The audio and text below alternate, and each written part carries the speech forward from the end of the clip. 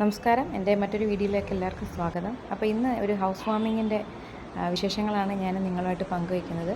എൻ്റെ കസിൻ സിസ്റ്ററുടെ അതിമനോഹരമായ ഒരു വീട് ഞാൻ നിങ്ങളുമായിട്ട് ഷെയർ ചെയ്യുകയാണ്. അപ്പോൾ എല്ലാവരും കണ്ട് ഇഷ്ടപ്പെട്ട് കഴിഞ്ഞാൽ ലൈക്ക് ചെയ്യുക. താങ്ക്